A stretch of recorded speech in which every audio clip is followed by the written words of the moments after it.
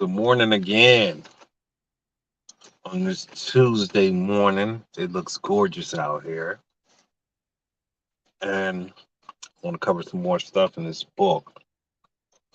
It's pretty, man, this book is like, granted, I'm not only a couple of pages in, but it's crazy. So I'm skipping around. Did you know the United States is a private corporation? The Non-Federal Reserve Bank is a private company set up in the year 1913. As every court and every police force, and even Congress is a company and not a person. Just in case you're not aware of it, the purpose of any commercial for profit company or corporation is to make money for its owners and shareholders if there are any. The people who you think of as the government don't do anything that earns money. They instead take money from you, and their main job is to make sure that you don't realize that they are in the same position as IBM, which takes away millions of your money every year. Let that sink in. So we all pretense of there being a genuine government which you elect and who serves you. They don't want you to understand that they are just running a company which produces nothing of any worth. Something like a betting shop where almost every customer loses money, and wake up to the fact that unlike what you have been told all your life, this is all optional and you don't need to play their rip-off game any longer. Unless you want to. I won't be partaking no more. Not after reading this. They want you to be so burdened down with paying them and working so hard and so long that you don't have the time, money, or energy to stop and think about what is happening to you and your family. Does this sound familiar? Listen, I know all too well about this. They are desperate to stop you from just walking away from their scam. So they make every effort to connect you with the fiction, which is your straw man, because fictitious entities like commercial companies can't have any dealing with a real man or real woman. They can only deal with another fiction like your straw man. And it is essential that they fool you into believing that you have to act on behalf of your straw man, which you don't. They have a number of well proven methods of distracting you and keeping you from finding out. They want you to see a great deal of entertainment, not because there's anything wrong with entertainment, but while you are being entertained, you will not be asking awkward questions. Also, they are very careful that most entertainment reinforces their make believe world and make it appear to be the real world where everyone is under the government. Police officers uphold the law. Taxes are essential in order to keep things going, and things are said to be bad for you are taxed heavily, not to make money, but supposedly to encourage you to avoid those things. You will notice that they keep saying that their invented statutes are the law, which they almost certainly are not.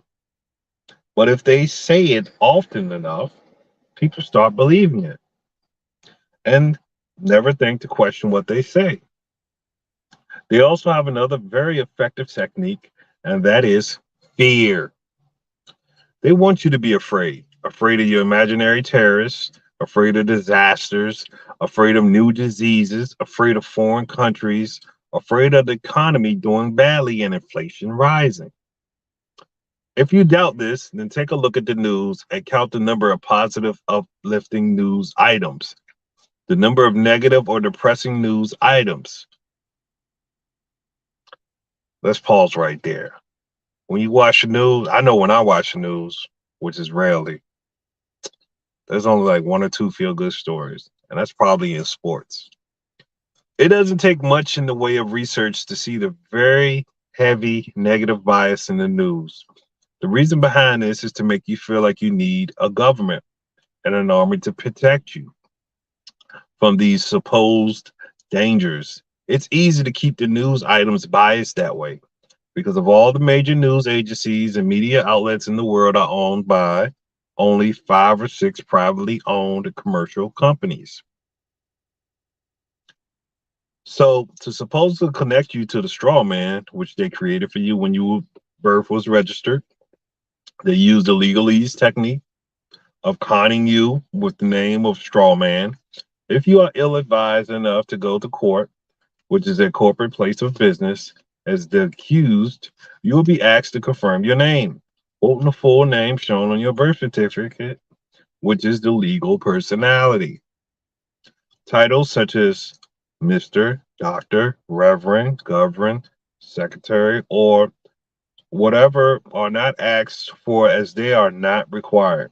The accused is actually the legal personality, which is the name on the birth certificate. So when they ask for a person's name, they are talking about the legal personality, the straw man, and not the human. This is because a human cannot exist in the legal world. Only pieces of paper can, and that is something which they are very careful not to tell you. Oh man, the sun is starting. Should have thought this through. This is really the key issue. Natural law, natural law and common law are the only laws which apply to humans, and they deal only with harming other people or causing them loss.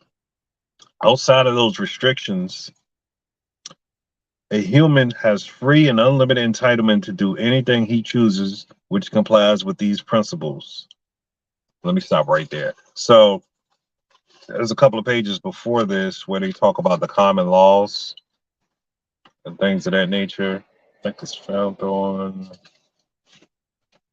mm, page 6. I'll read over them real quick just in case y'all won't want to know. You must not injure or kill anyone.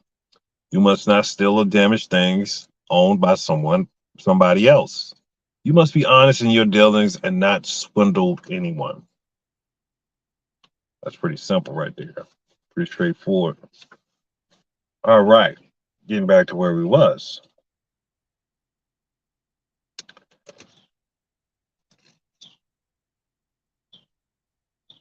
As opposed to this, acts of Congress, statutes, and statutory instruments, contracts do not apply to the human, but only to the piece of paper, which is the legal personality, which has no reality, as the legal fiction, the legal personality, was created by the company called the United States Corporation. That company gets to say what the rights and duties for that piece of paper are. When a person is born in America, the mother and father submit a birth certificate registration form, which is a piece of paper. There is no requirement under common law to do this. When any limited company or corporation is set up, there is always a certificate of registration in order to create its legal personality. That is a piece of paper. Please note that an American birth certificate states quite clearly that it is not evidence of identity, meaning that it has nothing to do with any human. Marked on its U.S. copyright, showing clearly that it does not belong to an individual and was created by the state. This is acting of registering a child makes that child a ward of the court, and the child can be taken away from the parents at any time. Wow. The legalese definition of words which sound commonplace can be found in the Black's Law Dictionary. And I got that. I got one of those. I picked it up. I got the 11th edition though. And the current edition is the 8th. So that lets you know when this book came out. Interestingly, in legalese, you, the human, are defined as a monster, which shows exactly what the people who use legalese thinking of you. Charming people, aren't they? Another trick they try to play on you is to imply that a summons is something which you must obey, while in fact it is only an invitation to attend their place of business. They are not inviting you, the man or woman, but instead they are inviting the legal personality to their place of business. And please note that there's a choice, as it is only an invitation. The legal personality is just a piece of paper, a birth certificate created by the commercial company called the United States Corporation, and it is not the human. You can't be forced into a contract, so they have to deceive you into entering to one without understanding what you are doing. They are using deception, as every judge's court is a trading name of the commercial company called the Department of Justice, which does not have a parent company listed, meaning that it is a parent company itself.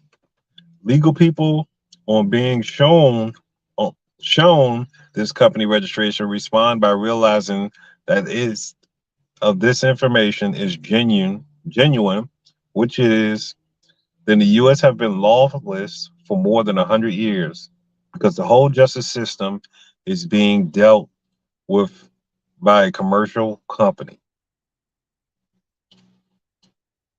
Going to court in connection with civil action is a very bad idea, as the only function of a court is to judge between two parties who disagree and then penalize the loser. The court doesn't take care of who wins or loses. The objective of the court is to make a profit for its owners, as it is commercial enterprise, and its purpose is to acquire money from anybody who is foolish enough to attend. If you look at the summons, which is really an invitation to go to the court, you will see that is not in your name, but in the name of your straw man, which they are hoping to fool you into representing. Yo, y'all gotta peep this book, yo. This is something crazy. Anyhow, that's all I got. I hope you all enjoy your day, as I will. Peace.